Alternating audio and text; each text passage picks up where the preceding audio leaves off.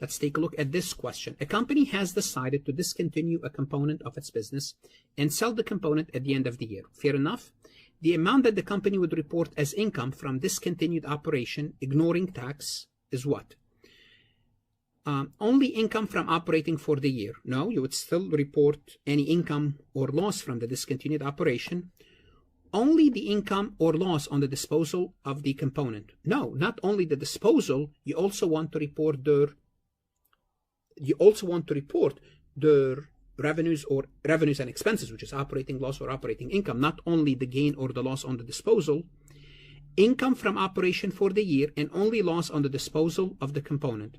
So they're saying report the income from the operation and only the loss on the disposal. No, you would report the loss, or you might have a gain on the disposal. Income from operation for the year and either a gain or a loss on the disposal. Yes, you would report the income.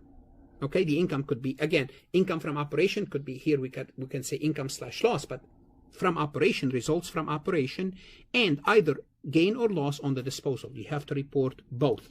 So remember, you have to report two things with discontinued operation. Why? Because, okay, you classified it. You would have one division, you know, your car manufacturing, you're selling your car let's assume Google is selling YouTube, which is no way they would sell Alphabet, not Google, Alphabet to be more technical. Let's assume they decided to sell YouTube, which is they will never do that. It's a growing division. But the point is, if they decided to do that, they would have to report two things about YouTube.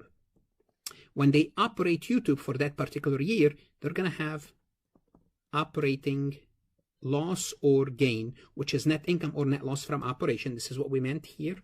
And when they sell it, they might have a gain / loss. So you report two things for discontinued operation, because you are still running the operation. You'd have to report the gain and loss for the sale and profit or loss for operating the business. Two items, and both of these items have to be reported net of tax. Once again, if you are studying for the CPA exam, this topic is extremely important. This is what I do on my website, explain this topic in detail, discontinued operation.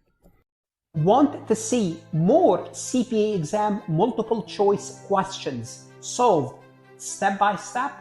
At farhatlectures.com, you will get hundreds of video solved MCQs step by step, including previously released AI CPA questions, previously released AI CPA simulation, in-depth lectures and resources to prepare for the CPA exam, AI tools that's going to help you study smarter, not harder, CPA exam podcast lessons where you can learn on the go.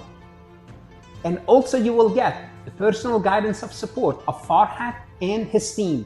If you are serious about passing the CPA exam, this is your next step. Visit the website farhatlectures.com, start your free trial, and I hope to see you on the website.